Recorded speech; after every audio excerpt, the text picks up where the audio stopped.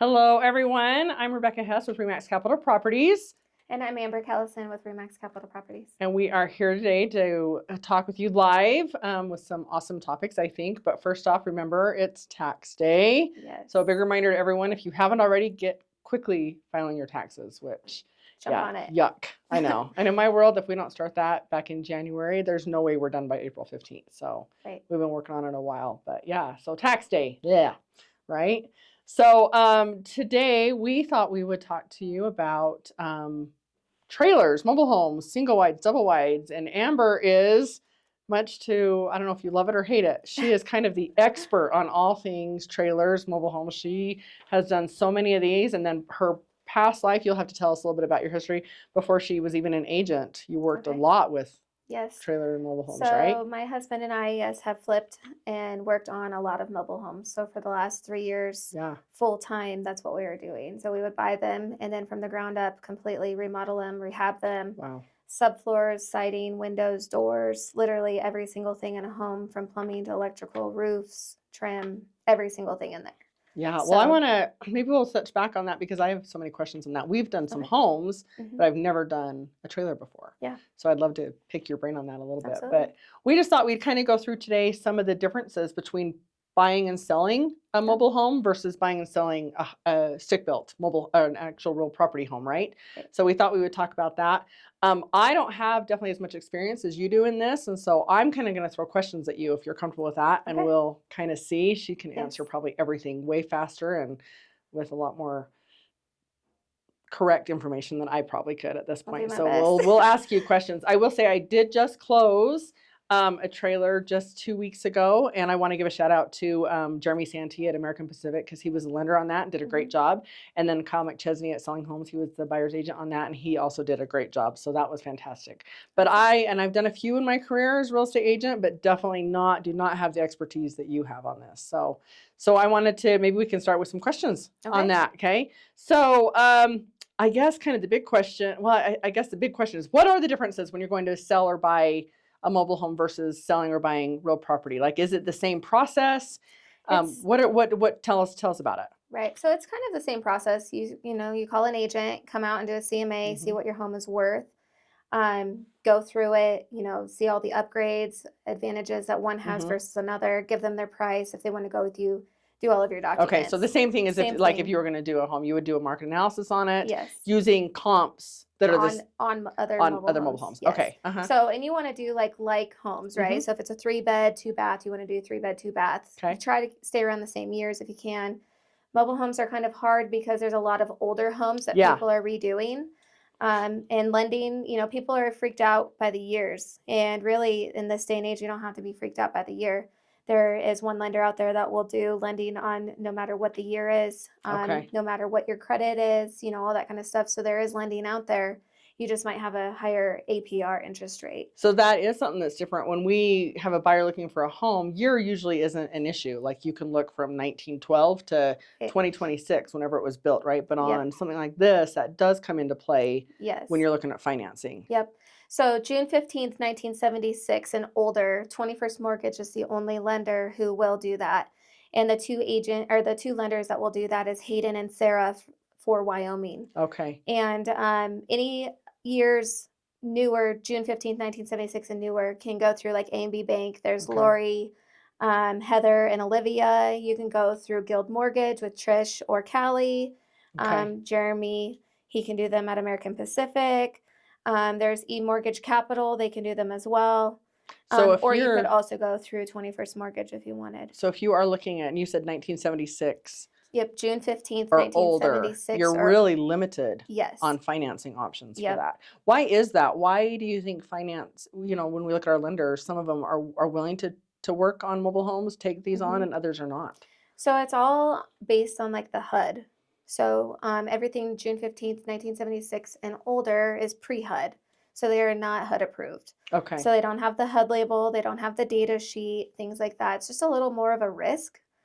Older things, not up to code, things like that. Okay. So I'm not saying that those homes are bad, especially if they've been completely rehabbed because everything is brand new. It's basically a up to 2025 standards, or most of them are. There's a few flippers out there, that might cut corners on certain things, but that's where inspections are good to Yeah. come into play. Okay. But yeah. Interesting. So now let me ask you this too. Is there differences in financing for a home that's sitting inside of a park versus home that's sitting on owned property, on the real Yes. property that it goes with the house? Right. So the ones in the park are Yeah. not permanent foundations. Okay. So you can't do first time home buyer program. You can't do VA. Can't do FHA. It's a conventional loan only. Conventional or cash inside of Yep, a or inside cash. of a Inside of park. a park. Okay. Anything else, you can go other routes Okay. as long as there's no chipping paint and things like Yeah. that for Yeah. a few of the guidelines on those. But yeah. Yeah. So the one I just did was on real property that was owned Mhm. with the house, and so we were able to go FHA on it, which was great. I have to give, like I said, a shout out to Kyle, the other agent on this. He went above and beyond for his client to try and help us get that home ready because Mhm. my sellers don't even live here, and so he stepped up as an agent and made sure that the chipping paint and things like that were taken care of, so that Right. his buyer could get that house with an FHA loan. Yeah. Which was great. Mhm. So okay, Yep. interesting. So And there is a few other differences too. So like in a park, you have lot rent. oh yeah. On the land, you don't. You just have your mortgage payment and your taxes. And taxes and things like that are different too. So when you're on land, you're going to have your land and your home Yeah. taxes, whereas you're in the park, you just have your home. So older years usually range like $40 to $80 ish for the full entire year. If you Okay. have a newer model like 2013 and newer, you're Yeah. going to be more in the 125 range, maybe up to 180 if you have a brand new like 2025 Okay. mobile home for taxes. And then you have your lot rent. And in Cheyenne, the lot rent ranges anywhere from $485 to $749. And then so the Sounds like a different lot. prices for those, you get different things, right? Yeah, So what's typically included in lot rent? Like what are we right. paying for when we pay lot rent? So it kind of depends on what park you're in. So Mhm. every park is different. Some have paved roads, some have dirt roads. So some might not have like road maintenance, some might have road Okay. maintenance. Other things too are like park maintenance, like the mowing of the common green areas, picking up trash, Okay. snow removal. Most places usually do trash included in your lot rent, and then some might include water and sewer. Okay. Some might not. Some do like a percentage rate of what you use will be added in. If you do above that, then it's extra. Okay. So every park is a little different Every on park is a little bit what they different. charge and what Mhm. they. So what'd you say, 790? $749. That sounds so high for lot rent, but I'm wondering comparable to somewhere like in Colorado or It's a lot something. cheaper. A lot Yep. cheaper. Isn't that Colorado crazy? lot rent is probably in the thousands to 2,000 range per Okay. month. Wow. So So that's something to consider when you're getting financing on a mobile home. So I know it can be very enticing to see a home for sale for $70,000. right. Well, your lender's going to take into account not only the payment on that, but your lot rent Your each lot rent. month. Yep. So most people's lot rent with their mortgage payment combined, obviously it's different on each case depending on credit Yeah. and down payment, the year of the home, all of those kind of things. But most people can be around anywhere from like $1,000, maybe a little cheaper to about $1,400. Okay. So Altogether. still maybe Yeah. a little cheaper than a mortgage on, On a traditional stick-built home. stick-built Yeah. home. But Okay. yeah, and then insurance, depending on the year can be different range from an older year to a newer home, but it is still significantly cheaper than a stick-built house. And let me ask you too, on a lot, when we're talking about a lot rent, there's usually a park manager or park Yeah. rules and stuff. So how does that come into play when you're purchasing a home So that's in a park already? yes, so all parks you're going to have to get park approval. Mm-hmm. And so like in my listings, I keep my applications in the home so it's easy to get those, and then people don't have to track down where the Okay. park application So the buyer is. has to fill But that out and get it turned in. turned in, Mhm. yep. I usually have a park application fee that runs anywhere from $25 up to $80 per person, 18 and older.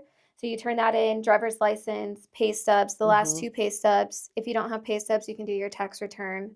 And then your social security card or some kind of a passport, second ID Okay. to prove that you are who you are. And then you turn that in. Some parks take a day. Some parks take up to 12 days, 2 weeks To respond to to that. respond to if And you're if a approved. park doesn't approve you, you either have to move the mobile home, right? Yep. Because it can't stay there. You Right. can't use it there. So you'd have to move Or it move to a on to a different park or a park. different, yeah, Wow. exactly. Yep. Yeah, that's interesting. So that's one extra step that I know from real property Mhm. sells versus that's one extra step that buyers may have to go through, are going to Right. probably have to go through if it's sitting inside of a Yep. park. And then depending on which loan lending type you Yeah. go through, they have like different papers that need to be filled out from the park as well for the loan. The lender does So for the nope, different types of the loan. actual park manager has to fill that out for the lender. Okay. So each lender kind of has their own form, but they all fill them out. Okay. Yes. Interesting. And then another thing, sorry, we have I a had question. Yeah. Do mobile homes sell faster than stick-built homes? Ooh, that is a good question. It kind of depends on the market. I would say yes. I think right now Alone, we're seeing that, aren't we? Well, Yeah. it's kind of been always. It is more affordable. People can get in them Mhm. pretty fast. If you have cash, you can close immediately, kind of like a regular stick-built home. But a loan is 30 days. Sometimes you can get them done a little faster. It's Okay. dependent on how fast your client, your agent, and your lender can get all of the paperwork into Mhm. the lender. And getting all of that stuff back and forth, if you can get it in and get it done, things are going to go Yeah. faster. And then you have the appraisal, and then if you want to do inspections. So So basically the same interesting. process, but I would say yes, they probably do sell faster than a stick-built home right now, Yeah. especially in Cheyenne. Yeah. And I do think, again, take into account like condition and all that, all things considering. Yeah. Yeah. I was just going to ask you on, as an investor, hmm do you think from your own experience, do you think as an investor buying a trailer is a good deal? Depends on what park. So a lot of parks don't allow rentals anymore, so that's really hard. So I think there's only 2 parks in Cheyenne now that will allow rentals. Okay.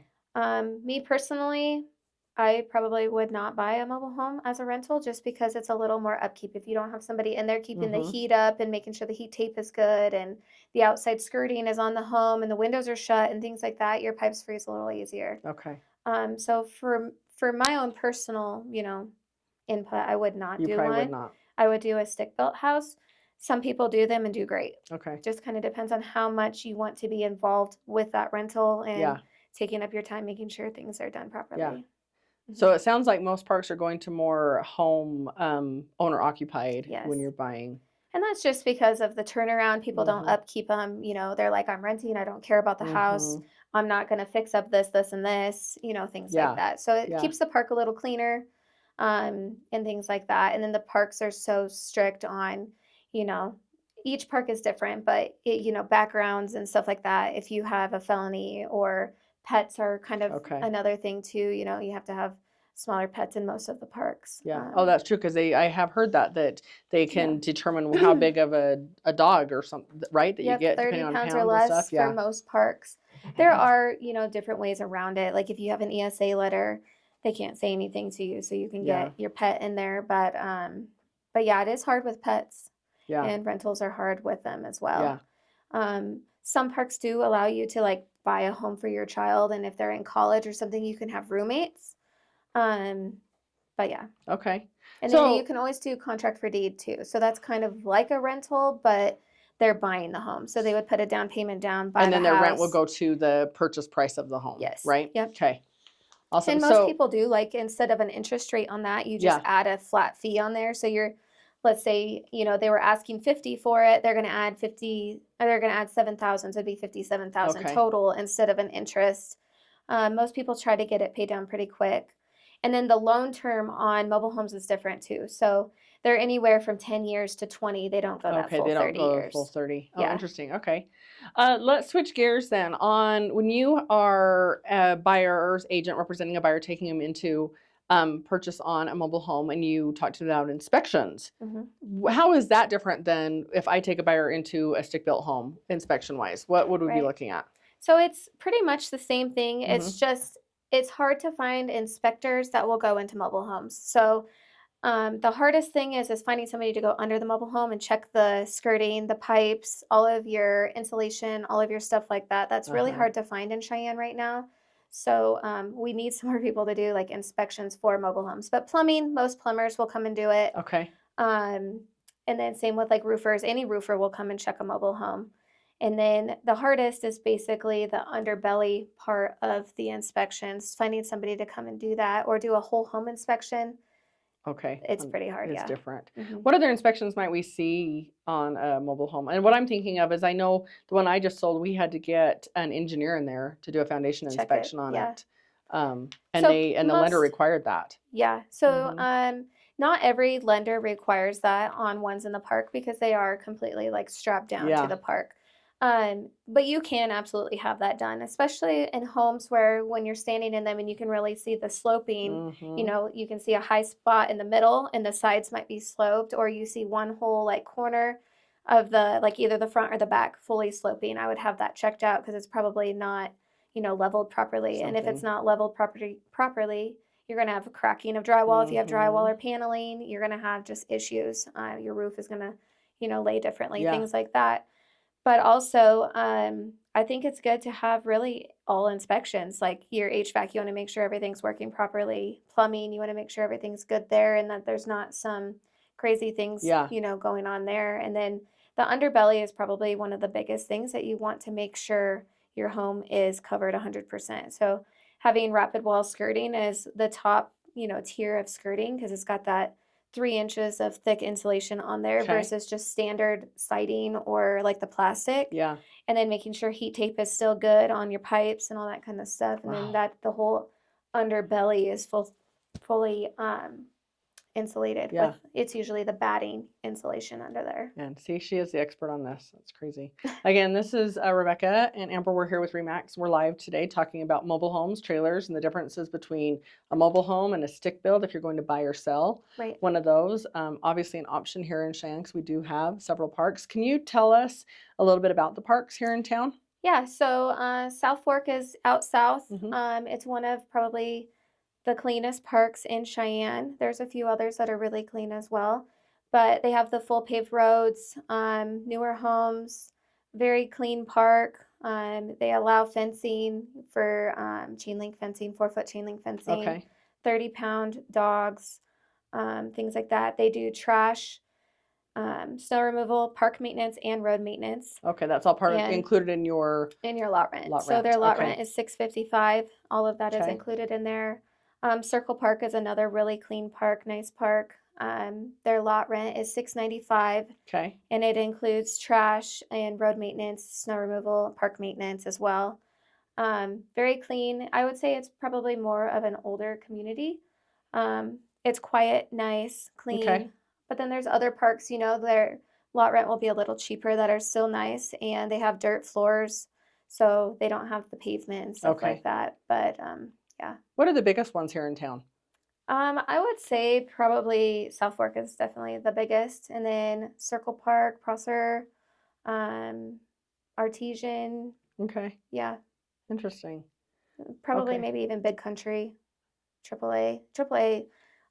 Actually, they're Meadowlark now, but they have multiple parks. So if you're going name by name, you Yeah. know, but they own multiples. So, Okay. but yeah.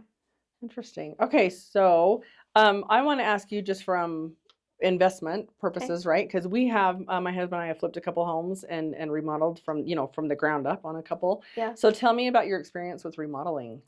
So it kind of just depends on which ones you're picking up, right? So you want to make sure you're watching your year, and the amount of money you're spending to put into them, but making them, you know, nice and um, 100% done. You don't want to cut corners because you will Yeah. definitely see it on a mobile home. So we always go in and we, you know, try to find the worst one I feel like that's out there and just give it a full facelift, you know, from the floors up. So if the subfloors are soft, you definitely want to do subfloors because that will make or break your mobile home. Okay. You know, everything is sitting on them, you're walking on them every day, and if you have a weak spot, you're going to fall through. So you definitely don't want to cut corners Yeah. on that. And then, you know, depending on if people do drywall or if they're going to keep the paneling. If you do drywall, you have extra insulation, so it's going to be quieter, it's going to be more insulated, things like that. It makes it look more of like a stick-built house, not so mobile home style. And then it, you know, kind of depends on how much you want to go into like the bathrooms and kitchens and stuff like that. And so if you're going to keep it mobile home standard size, or you're going to go, you know, or regular standard size, like things that you can get at Home Depot, Lowe's, Menards, things Okay. like that. If you don't go standard size and you keep it mobile home size, you have to actually get it from like mobile home park suppliers. Okay. And So the you just cost can't of walk those, into no. Lowe's or Home Depot Lowe's has and like get a stuff little like tiny that. section Okay. of mobile home stuff, but it's like literally like just a little Okay. section. And but you can't get like bathtubs and stuff like that for them.